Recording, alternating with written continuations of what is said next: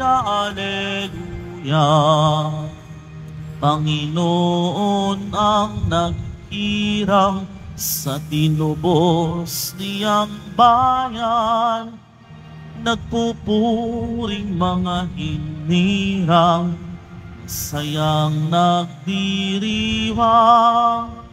Magalak tayong lahat, si Jesucristo'y nabuhay, nanaig sa kamatayan. Alleluia, Alleluia.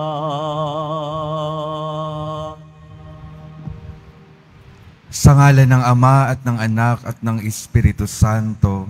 Amen. Sumainyo ang Panginoon. At sumaiyo rin. Mga kapatid, aminin natin ang ating mga kasalanan upang tayo ay maging marapat na gumanap sa banal na pagdiriwang.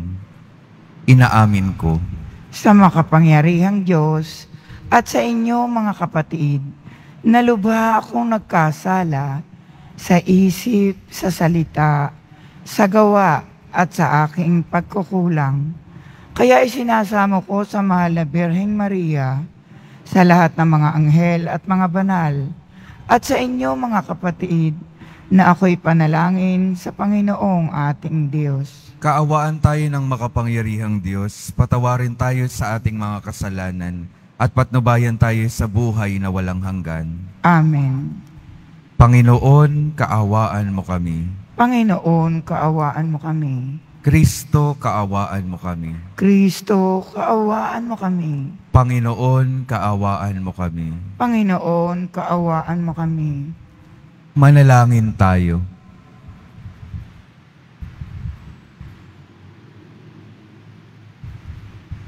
Ama naming makapangyarihan, pakundangan sa pagpapakumbaba ng anak mong masunurin, ibinangon mo sa pagkadapa ang sangkatauhang masuwayin. Ipagkaloob mo sa amin ang banal na kagalakan upang kaming sinagip mo sa kaalipinan ay magkamit ng iyong ligayang walang katapusan. Sa pamamagitan ni Jesucristo, kasama ng Espiritu Santo, magpasawalang hanggan. Amen. Magsiupo po ang lahat. Pagbasa mula sa mga gawa ng mga apostol. Noong mga araw na iyon, nabalitaan ng mga apostol at ng mga kapatid sa buong Judea na tinatanggip din ng mga Hentil ang salita ng Diyos. Kaya't nang umahon si Pedro sa Jerusalem, siya'y pinuna ng mga kapatid na Hudyo. Nakituloy ka sa mga Hentil at nakisalo sa kanila, sabi nila. Kaya't isinaysay sa kanila ni Pedro ang buong pangyayari, buhat sa pasimula. Nasa lungsod ako ng Joppe at nananalangin nang magkaroon ako ng pangitain. Mula sa langit ay inihugos sa kinaroroonan ko ang isang tila malaking kumot na nakabitin sa 4 na panulukan. Pinagmasdan ko itong mabuti at nakita ko roon ang lahat ng uri ng hayop, lumalakad at gumagapang sa lupa, pati maiilap at mga lumilipad sa himpapawid. At narinig ko ang isang tinig na nagsabi, "Tumindig ka, Pedro, magpatay ka at kumain." Subalit sinabi ko, Hindi ko po magagawa iyon, Panginoon. Hindi ako kumakain ng anumang bagay na itinuturing ng marumi o di karapat-dapat. Muli kong narinig ang tinig mula sa langit. Huwag mong ituring na marumi ang mga nilinis ng Diyos. 3 ulit na nangyari ito at pagkatapos ay binatak na pataas sa langit ang bagay na iyon. Nang sandali ring iyon, dumating sa bahay na tinutuluyan ko ang 3 lalaking sinugo sa akin buhat sa Cesarea. Sinabi sa akin ng Espiritu na huwag akong mag-atubiling sumama sa kanila. Sumama rin sa akin ang 6 na kapatid na ito. At pumasok kami sa bahay ni Cornelio. Isinilaysay niya sa amin na nakakita siya ng isang anghel na nakatuyo sa loob ng kaniyang bahay. At sinabi sa kanya, "Magpasugo ka sa Jope at ipasundo mo si Simon na tinatawag ding Pedro. Sasabihin niya sa iyo ang tungkol sa ikaliligtas mo at ng iyong sambahayan." Nagsisimula pa lamang akong magsalita, ay bumaba na sa kanila ang Espiritu Santo, gaya ng pagkababa nito sa atin noong una. At naaalala ko ang sinabi ng Panginoon, "Si Juan ay nagbibinyag sa tubig, ngunit bibinyagan kayo sa Espiritu Santo." Kung binigyan sila ng Diyos ng kaloob na tulad ng ibinigay niya sa atin nang manalig tayo sa Panginoong Hesus Kristo, sino akong hahadlang sa Diyos? Nang marinig nila ito, tumigil na sila sa pagpuna at sa halip ay nagpuri sa Diyos.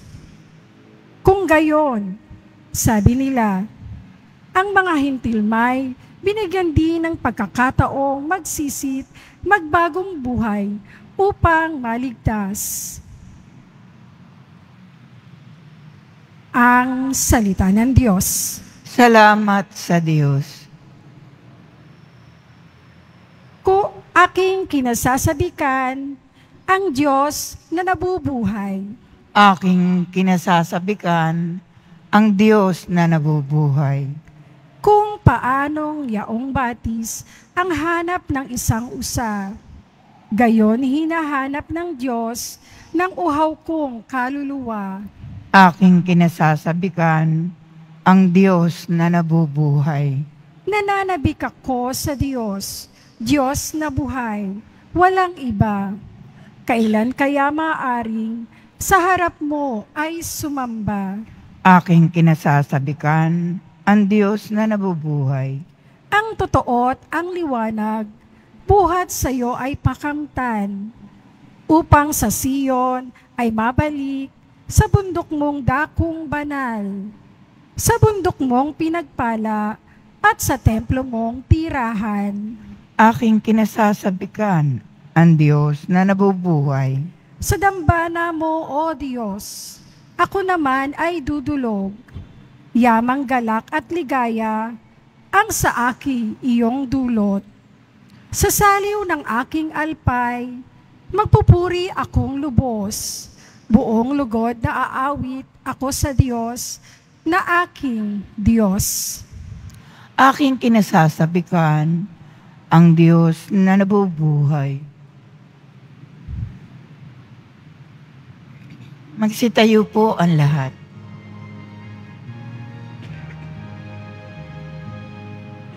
Hallelujah,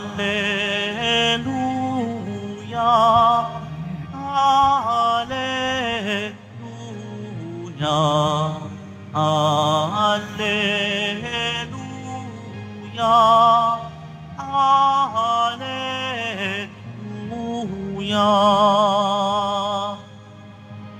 Ako'y pastol na butihin, kilala kong tupang akin, ako'y kilala nila rin. Hallelujah, Hallelujah, Hallelujah,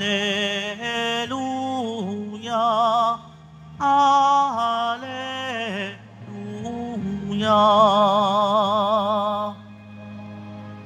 Sumainyo ang Panginoon. At sumaiyo rin. Ang mabuting balita ng Panginoon ayon kay San Juan. Papuri sa iyo, Panginoon.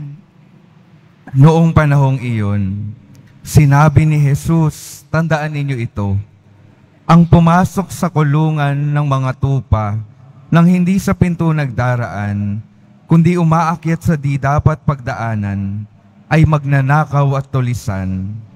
Ngunit ang nagdaraan sa pintuan ay siyang pastol ng mga tupa. Pinapapasok siya ng bantay pinto at pinakikinggan ng mga tupa ang kanyang tinig. Tinatawag niya ang kanyang mga tupa sa kani-kanilang pangalan at inilalabas sa kulungan.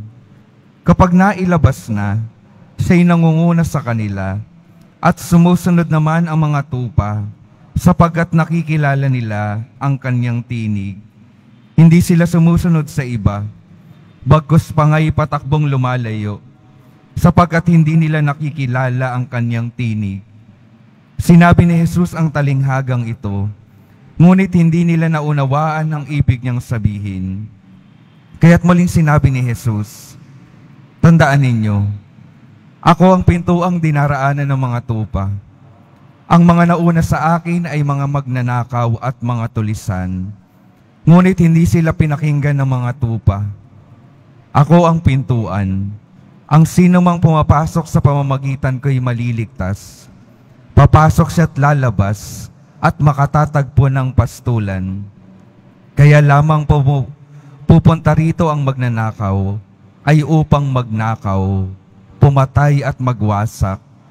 Naparito ako upang ang mga tupay magkaroon ng buhay, isang buhay na ganap at kasiya-siya. Ang mabuting balita ng Panginoon. Pinupuri ka namin, Panginoong Hesukristo. Magsiupo po ang lahat. Magandang umaga po sa inyong lahat, mga minamahal kong mga kapatid na naririto at kasama natin online. Good morning po. Pakibati naman po yung mga taong malapit sa inyo ng magandang umaga. Ngayong araw po, ipinapahayag sa atin ng ating ebanghelyo ang ating magiging daan patungo sa kaligtasan. Ipinapahayag kung sino ba ang ating Panginoon na mabuting pastol. Kung paano niya tayo matutulungan para tayo ay makatawid mula dito sa buhay na ito patungo sa buhay na walang hanggan. Tatlong bagay po yung ipinapahayag sa atin na napakahalaga na pagpapakilala sa ating Panginoon. Una, ang Panginoon, ang Jesus Nazareno, ay ang ating pintuan. Ikalawa, siya ang ating daan. At ikatlo, siya ang tanging tinig na dapat nating pinakikinggan at sinusundan. Una po sa lahat, ang ating Panginoong Jesus ay ang pintuan. Sinasabi ng Ebanghelyo, ipinapahayag niya sa Ebanghelyo na tanging siya lamang ang pintuan para tayo ay makapasok sa buhay na walang hanggan. Walang ibang pintuan na tayo ay mapapasukan para tayo ay makakamit ng buhay na walang hanggan. Sa katunayan po, ipinapahayag sa atin ang ating katesismo na ang Panginoong Hesus bumaba dito sa lupa. Isang dahilan para buksan ang pintuan ng langit para sa ating lahat. Bumaba siya dito sa lupa para tayong mga makakasalanan ay mapatawad at maging karapat-dapat para makaharap ng Diyos Ama sa kalangitan. Kaya anong dapat nating gawin? Patuloy na pasukin ang pintuan ng ating Panginoong Hesus Nazareno. Kung hindi tayo karapat-dapat, kung marami tayong daladalang hindi dapat sa ating mga buhay, tayo ay pumasok sa pintuan ng kumpisal para tayo ay unti-unting maging karapat-dapat para sa ating buhay na walang hanggan. Dahil alam po natin, maraming mga pintuan sa ating mga buhay na mas kaakit-akit pa kaysa sa pintuan na iniaalay ng ating Poong Hesus Nazareno. At kung minsan yung ibang mga pintuan ay mas maluluwag kaysa sa pintuan ng kaligtasan na iniaalay ng ating Panginoon. Pero nawa, huwag tayong mahila, huwag tayong tuluyang maakit na pasukin ang iba pang mga pintuan sa mundo natin. Kung makikita natin na kung minsan ay maliit ang pintuang iniaalay ng ating Panginoon, baka ang magandang tingnan natin yung ating mga buhay. Baka marami tayong daladala, kaya hirap na hirap tayong pumasok sa pintuan ng ating Panginoon. Ang paanyaya sa atin, tingnan ang sarili, tingnan ang mga sobra, tingnan ang mga hindi karapat-dapat, bitawan ang mga iyon, para maluwag na makapasok sa pintuan ng kaligtasan. Ang ikalawa po, ang ating Panginoong Hesus Nazareno, ang mabuting pastol, ang ating daan. Isa pa pong sinasabi sa katekismo na dahilan kung bakit naparito ang ating Panginoong Hesus Nazareno, bakit siya bumaba sa lupa, ay para bigyan tayo ng halimbawa. Paano ba tayo mabubuhay ng banal at tama dito sa mundong ito? Binigyan niya tayo ng daan na susundan. Binigyan niya tayo ng halimbawa na ating napapakinggan sa mga ebanghelyo. At nawa, patuloy nating makita at matularan yung kanyang mga halimbawa upang tayo ay maialis niya sa buhay na hindi tama na atin kung minsan ay nakakasanayan. Napakinggan po natin sa ebanghelyo na yung mabuting pastol, inilalabas sa kulungan yung mga tupa at dinadala niya, pinapangunahan niya papunta sa nais niyang patunguhan sa kanila.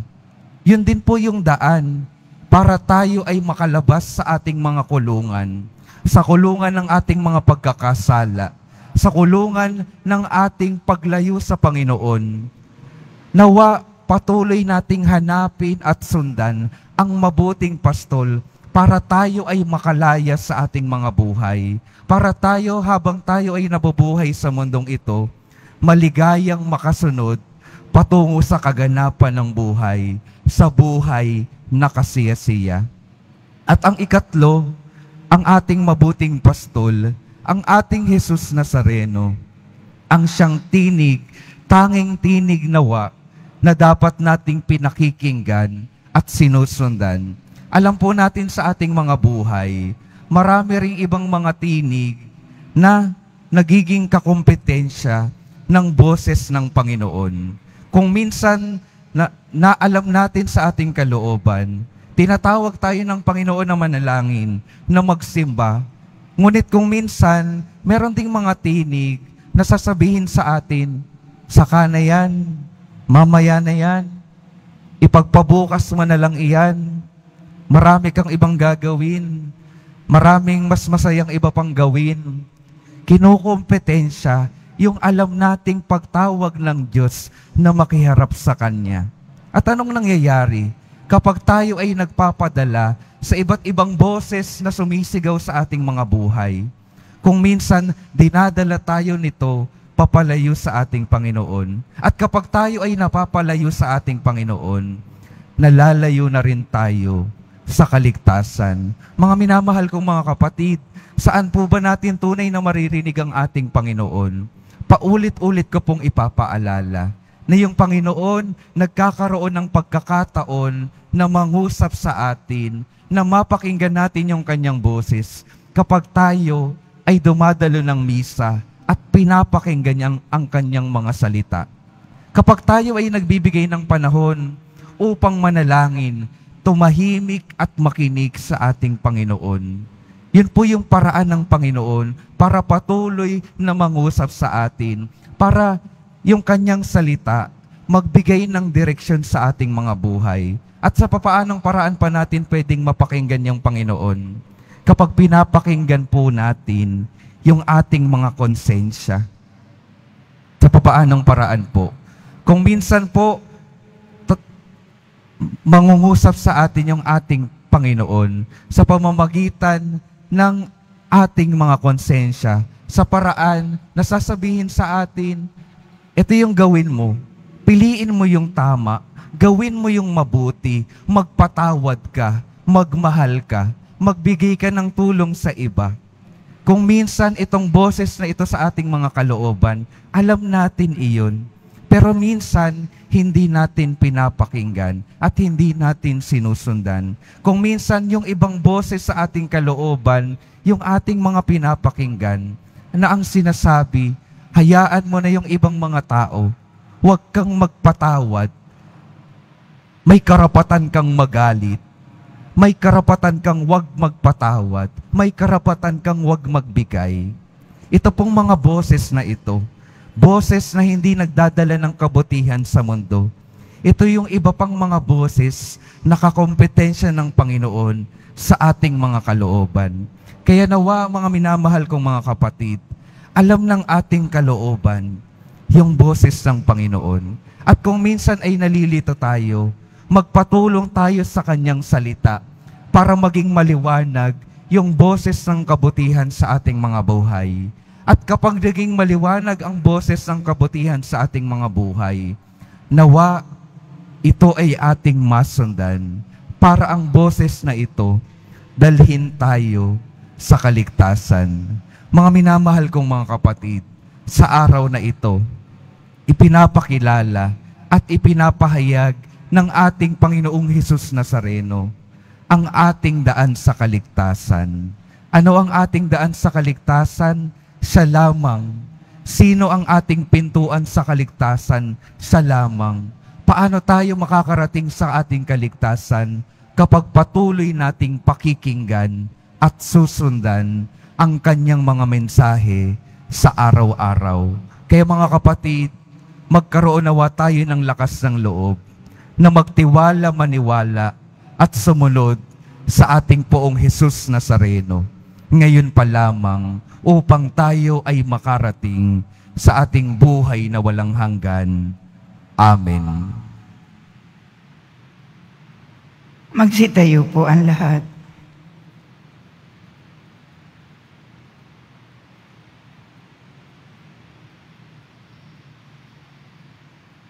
Minamahal kong mga kapatid, ang Panginoon ang mabuting pastol na nakakakilala sa mga kabilang sa kanyang kawan, sa kani-kanilang pangalan. Ialay natin ang ating mga panalangin sa Diyos na taglay ang pagtitiwala sa kanyang pag-ibig sa atin.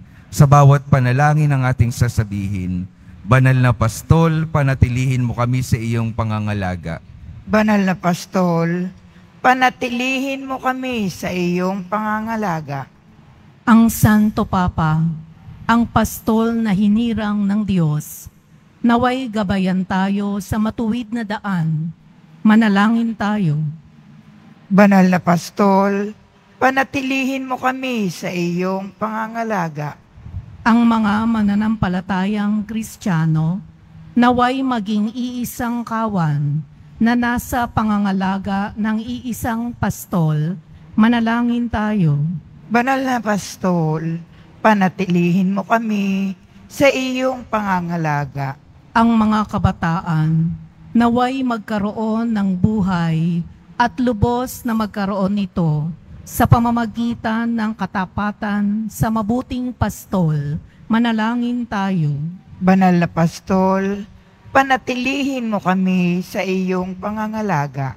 Ang mga may sakit at mga nagdurusa, naway magtiwala kay Jesus, ang mabuting pastol, na dumating upang iligtas ang mga nawawalang tupa. Manalangin tayo. Banal na Pastol, panatilihin mo kami sa iyong pangangalaga.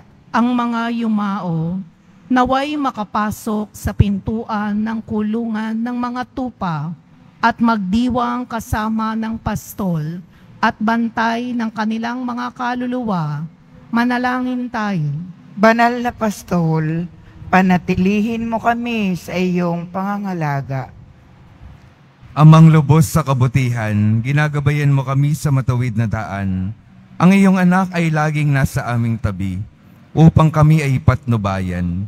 Bigyan mo kami ng kapanatagan sa pagtugon mo sa aming mga panalangin, sa pamamagitan ni Hesukristo na aming Panginoon. Amen. Magsiupo po ang lahat.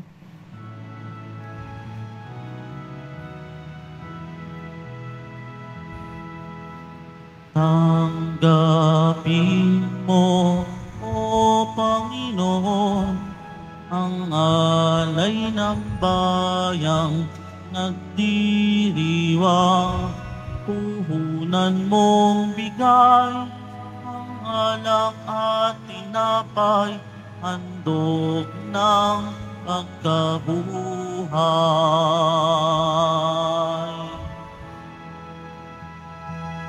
Pinupuri kita, O sapagkat ako'y iniligtas.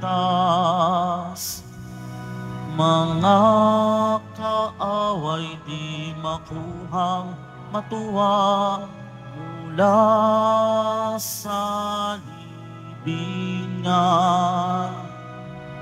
Tanggapin mo, O Panginoon, ang alay ng bayang nagdiriwa. Puhunan mong bigay ang alak at tinapay, handog ng pagkabuhay. Magsitayo po ang lahat. Manalangin kayo mga kapatid upang ang paghahain natin ay kalugdan ng Diyos Amang makapangyarihan. Tanggapin nawa ng Panginoon itong paghahain sa iyong mga kamay, sa kapurihan niya at karangalan, sa ating kapakinabangan at sa buong sambayanan niyang banal. Ama naming lumikha, tanggapin mo ang mga alay ng iyong sambayanang natutuwa, ang pagkabuhay ng iyong anak, na niloob mong aming ikatawa ngayon, ay papagbungahin mo ng galak na manatili sa amin habang panahon.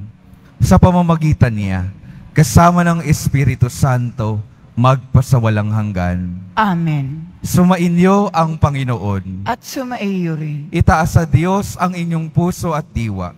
Itinaas na namin sa Panginoon. Pasalamatan natin ang Panginoong ating Diyos. Marapat na siya ay pasalamatan. Ama naming makapangyarihan, tunay ngang marapat na ikaw ay aming pasalamatan. Ngayong ipinagdiriwang ang paghahain ng Mesiyas, ang maamong tupa na tumubos sa aming lahat. Siya'y talagang maaasahan, at ang katapatan niya sa pananagutan ay siyang bumago sa dating pamumuhay. Sa sangkatauhang namihasa sa pagkasalawahan, ang dangal ng tao ay ganap na itinampok upang mamana namin sa pakikipagkapatid kay Jesus. Kaya kaisa ng mga anghel na nagsisiawit ng papuri sa iyo, nang walang humpay sa kalangitan, kami nagbubunyi sa iyong kadakilaan. Santo, Santo, Santo, Panginoon Diyos ng mga hukbo, napupuno ang langit at lupa ng kadakilaan mo. Hosana sa kaitaasan. Pinagpala ang naparirito sa ngalan ng Panginoon. Hosana sa kaitaasan. Magsiluhod po ang lahat. Ama naming banal, ikaw ang bukal ng tanang kabanalan.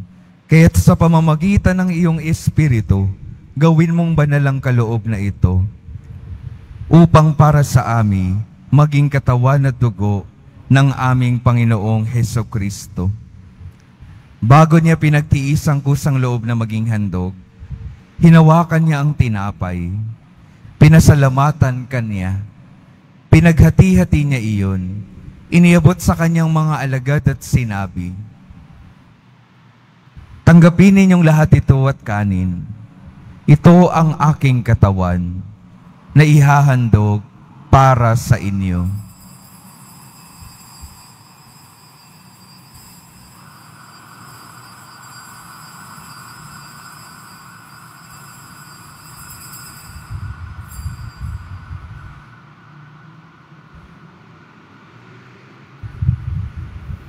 Gayon din naman nung matapos ang hapunan, hinawakan niya ang kalis, muli kanyang pinasalamatan, iniabot niya ang kalis sa kanyang mga alagad at sinabi,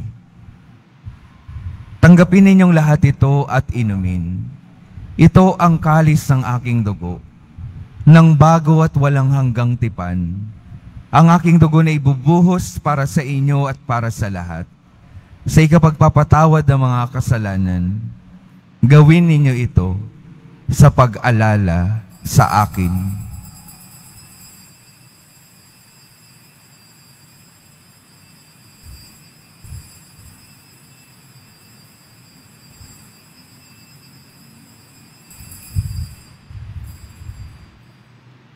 Magsitayo po ang lahat. Ipagbunyi natin ang misteryo ng pananampalataya. Si Kristo'y namatay, Si Kristo'y nabuhay. Si Kristo'y babalik sa wakas ng panahon. Ama, ginagawa namin ngayon ang pag-alala sa pagkamatay at muling pagkabuhay ng iyong anak. Kaya't iniaalay namin sa iyo ang tinapay na nagbibigay buhay at ang kalis na nagkakaloob ng kaligtasan. Kami nagpapasalamat dahil kami iyong minarapat na tumayo sa harap mo para maglingkod sa iyo. Isinasamo namin kaming magsasalo-salo sa katawan at dugo ni Kristo ay mabuklod sa pagkakaisa sa pamamagitan ng Espiritu Santo. Ama, lingapin mo ang iyong simbahang laganap sa buong daigdig. Paspasin mo kami sa pag-ibig. Kay San Francisco na aming Papa, at ni Jose na aming Obispo, at ng Tanang Kaparian. Alalahanin mo rin ang mga kapatid naming nahimlay, nang may pag-asang sila'y muling mabubuhay. Gayon din ang lahat ng mga pumanaw. Kaawaan mo sila at patuloyin sa iyong kaliwanagan.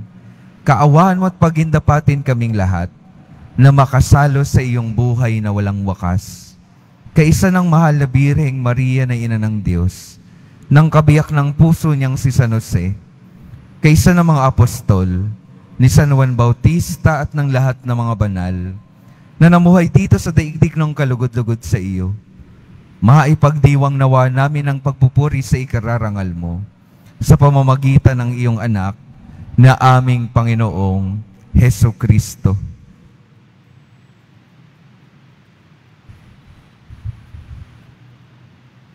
Sa pamamagitan ni Kristo, kasama niya at sa Kanya, ang lahat ng parangal at papuri ay sa iyo, Diyos Amang makapangyarihan, kasama ng Espiritu Santo, magpasawalang hanggan. Amen.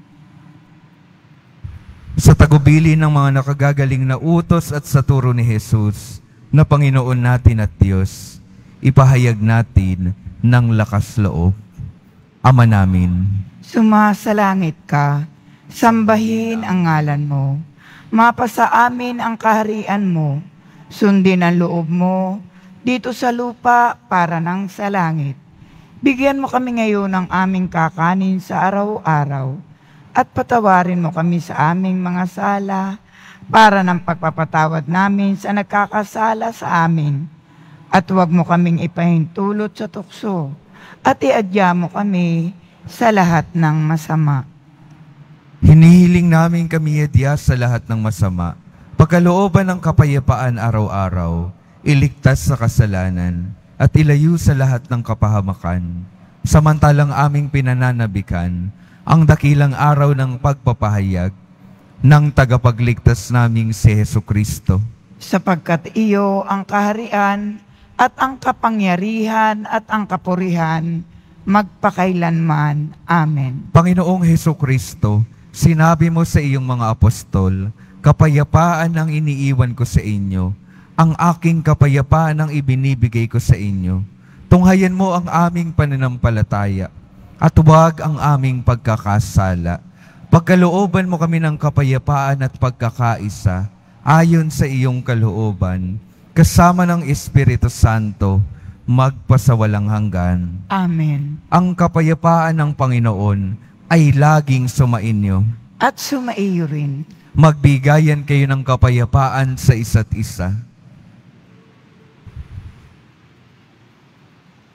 Kordero ng Diyos na nag-aalis ng mga kasalanan ng sanlibutan, maawa ka sa amin. Kordero ng Diyos na nag-aalis ng mga kasalanan ng sanlibutan, maawa ka sa amin. Kordero ng Diyos na nag-aalis ng mga kasalanan ng sanlibutan, ipagkaloob mo sa amin ang kapayapaan. Magsiluhod po ang lahat.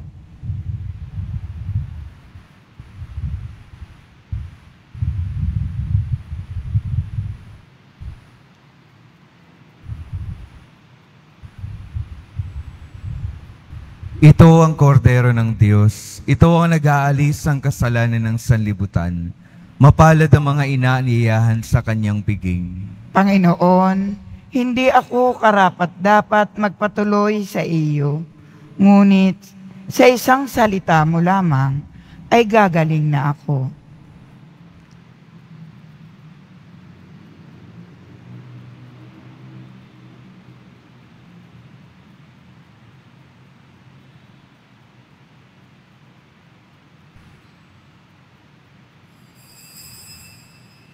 Para sa lahat ng tatanggap ng banal na komunyon, sasagot po tayo ng amen. Pagkasabi ng pari o ng lay minister ng katawan ni Kristo at isubo agad sa bibig bago umalis sa harapan ng pari o ng lay minister, sumunod po tayo.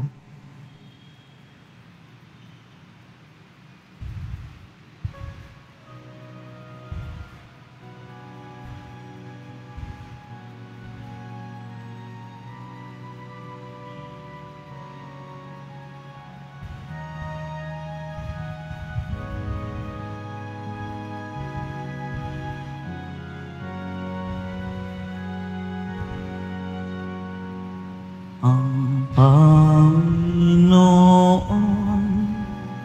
ang aking pastol, wala kong dapat ikapangamba. Anuman lunti ang pastulan, doon hihimlay. Malinaw na batis, pamati uhaw, sa tamang landas, ako'y babanaagan. Kay tapat niya sa akin. Ang Panginoon, ang aking pastol, wala kong dapat ikapangamba. Anuman dilim at panganib, siya ang papawi. Bisig nga't kapit, tatak ng dibdib, ang hain niya nga, ang sagana ng buhay. Tahanan ko'y kaniyang pag-ibig. Ang Panginoon, ang aking pastol, wala kong dapat ikapangamba. Anuman ang Panginoon, ang aking pastol, wala kong dapat ikapangamba. Anuman.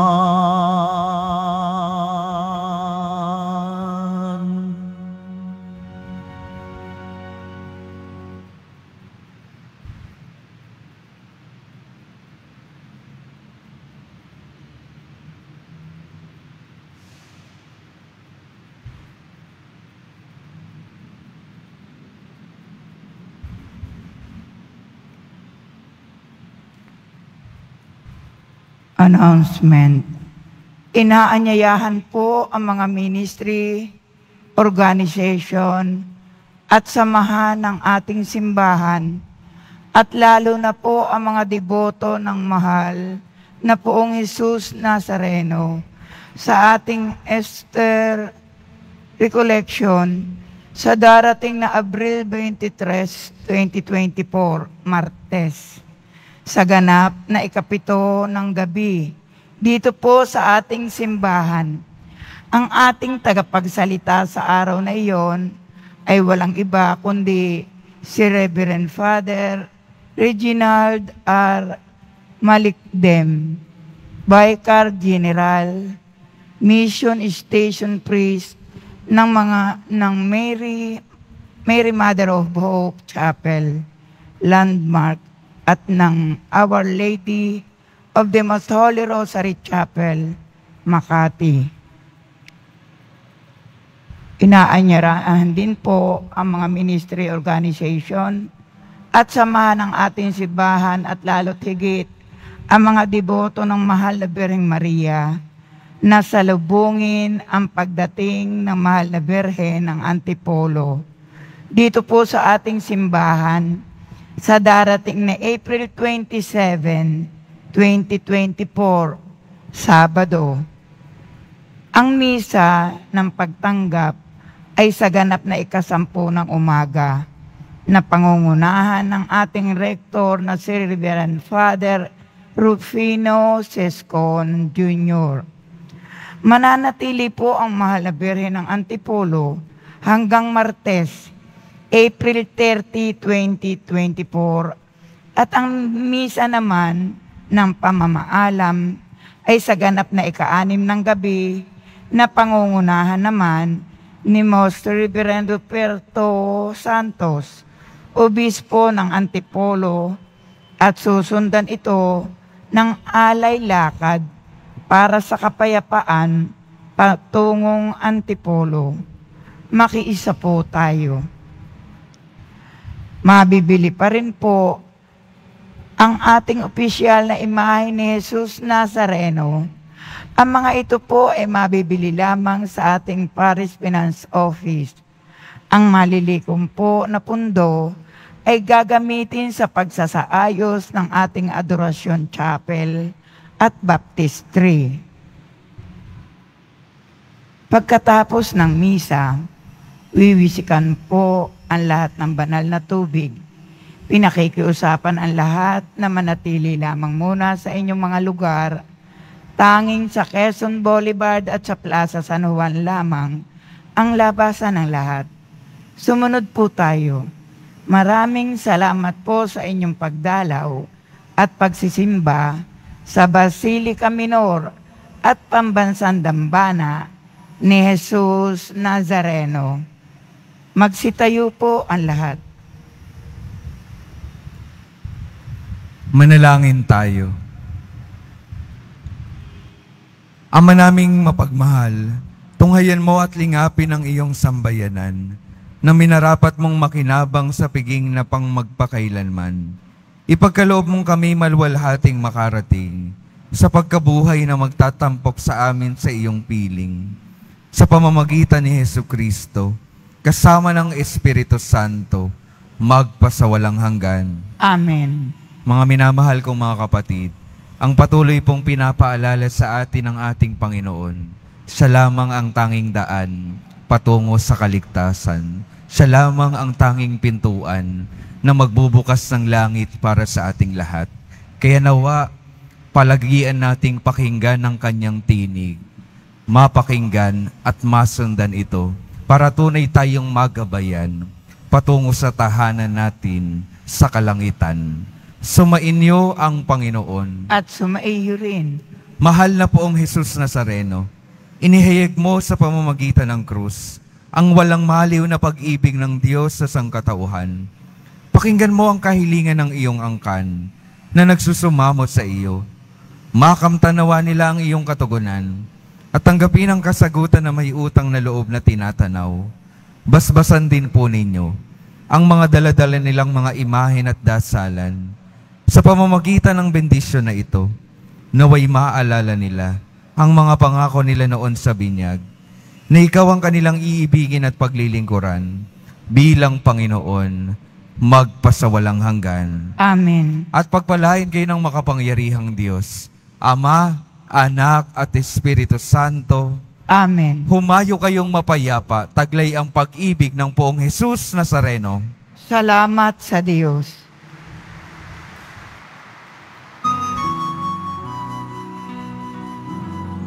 Nuestro Padre Jesus Nazareno, sinasamba ka namin,